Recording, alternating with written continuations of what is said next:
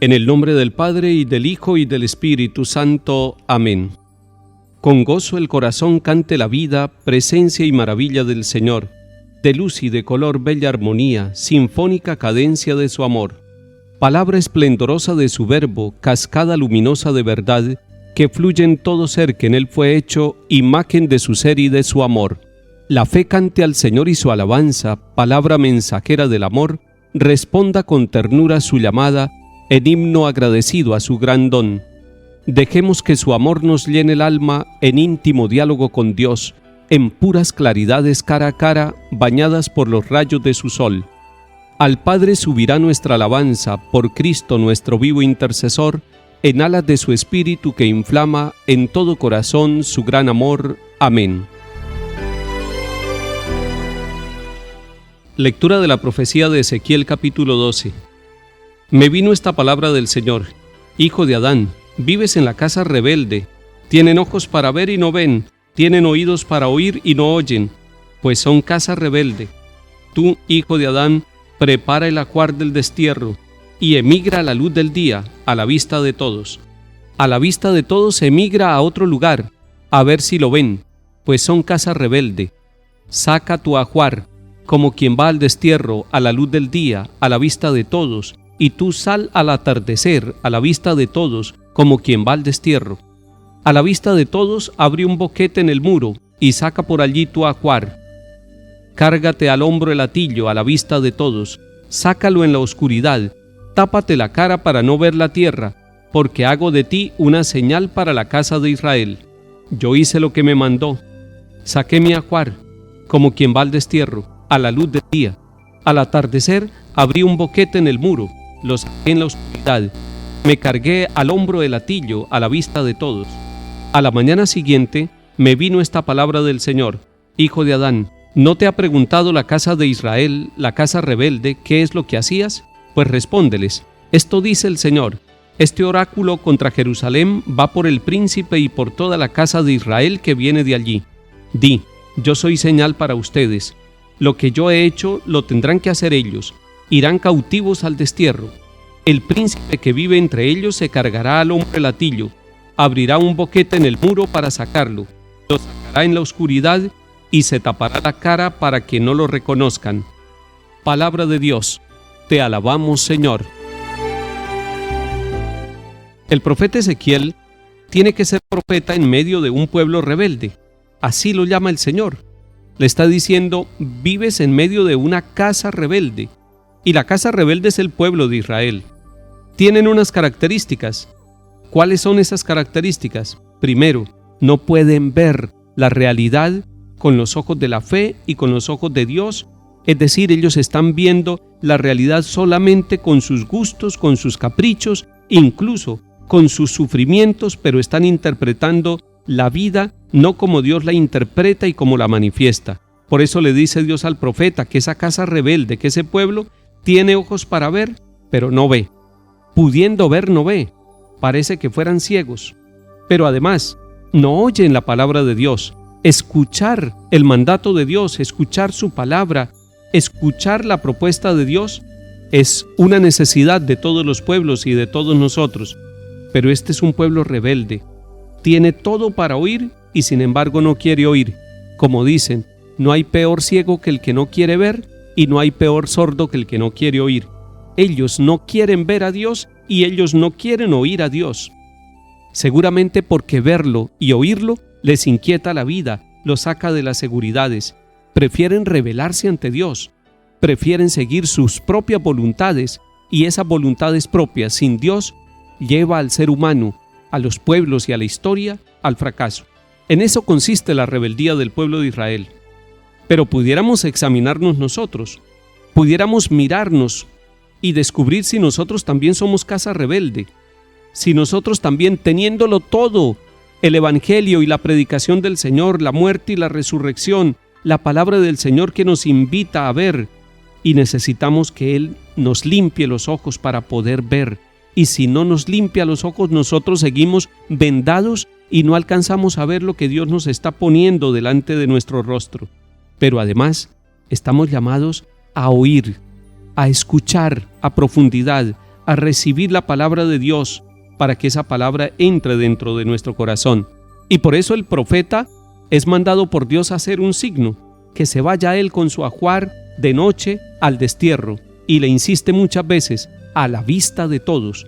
Es decir, Dios quiere darle un mensaje a todos, que nadie se quede sin recibir ese mensaje.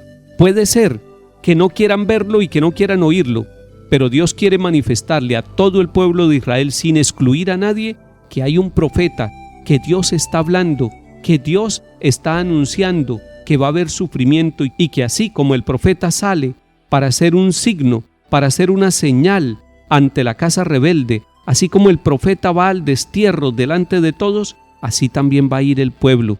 Va a sufrir, y va a sufrir porque abandonó a Dios, porque abandonó sus planes. El profeta es una señal. Si alguien quiere hablar en nombre de Dios, si alguien tiene en su corazón la palabra y en su mente y quiere predicarla, la primera y la mejor predicación es la propia vida, así como hace el profeta. El profeta Ezequiel es una señal, y necesitamos profetas que con su vida, con su manera de trabajar, de pensar, de vivir, sean una señal de que Dios está con nosotros. No simplemente una señal de tragedia, sino también una señal de esperanza. Dios quiere que nosotros, con nuestros sacramentos, con el bautismo, con la confirmación, con la Eucaristía, seamos una señal para aquellos que no han entendido la presencia de Dios. Y esa señal no la daremos con nuestras palabras, no, la daremos con la elocuencia de nuestra vida, con el testimonio de nuestra vida, con nuestra forma de trabajar, con nuestra manera de vivir. Salmo 77. Tentaron al Dios Altísimo y se rebelaron, negándose a guardar sus preceptos. Desertaron y traicionaron como sus padres, fallaron como un arco engañoso. Con sus altosanos lo irritaban, con sus ídolos provocaban sus celos. Dios lo oyó y se indignó y rechazó totalmente a Israel. Abandonó sus valientes al cautiverio, su orgullo a las manos enemigas, entregó su pueblo a la espada, encolerizado contra su heredad. Lectura del Santo Evangelio según San Mateo, capítulo 18. En aquel tiempo se adelantó Pedro y preguntó a Jesús: Señor, si mi hermano me ofende, ¿cuántas veces lo tengo que perdonar? ¿Hasta 7 veces? Jesús le contesta: No te digo hasta 7 veces, sino hasta 70 veces 7. Y a propósito de esto, el reino de los cielos se parece a un rey que quiso ajustar las cuentas con sus empleados. Al empezar a ajustarlas, le presentaron a uno que debía 10,000 talentos. Como no tenía con qué pagar, el Señor mandó que lo vendieran a él con su mujer y sus hijos y todas sus posesiones, y que pagara así. El empleado, arrojándose a sus pies, le suplicaba diciendo: Ten paciencia conmigo y te lo pagaré todo. El Señor tuvo lástima de aquel empleado y lo dejó marchar, perdonándole toda la deuda. Pero al salir el empleado aquel encontró a uno de sus compañeros que le debía 100 denarios y agarrándolo lo estrangulaba diciendo: Págame lo que me debes. El compañero, arrojándose a sus pies, le rogaba diciendo: Ten paciencia conmigo y te lo pagaré. Pero él se negó y fue y lo metió en la cárcel hasta que pagara lo que debía. Sus compañeros, al ver lo ocurrido, quedaron consternados y fueron a contarle a su señor todo lo sucedido. Entonces el Señor lo llamó y le dijo: Siervo malvado, toda aquella deuda te la perdoné porque me lo pediste. ¿No debías tú también tener compasión de tu compañero como yo tuve compasión de ti? Y el Señor, indignado, lo entregó a los verdugos hasta que pagara toda la deuda. Lo mismo hará con ustedes mi Padre del cielo si cada cual no perdona de corazón a su hermano. Cuando acabó Jesús estas palabras, partió de Galilea y vino a la región de Judea, al otro lado del Jordán. Palabra del Señor. Gloria a ti, Señor Jesús.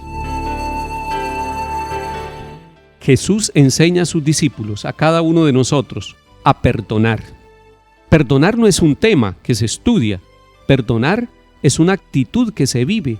Por eso cuando Pedro le pregunta a Jesús: ¿cuántas veces tengo que perdonar a mi hermano si me ofende?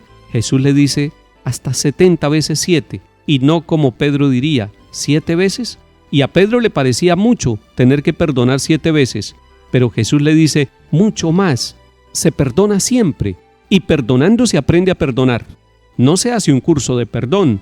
Sencillamente perdonando se aprende a perdonar. Y cuando uno aprende a pedir perdón también por las equivocaciones propias, entiende lo importante que es el ser perdonado. Cuando nosotros pensamos en la iglesia, en el sacramento del perdón, tenemos una maravillosa experiencia. El Señor nos perdona a nosotros 70 veces 7.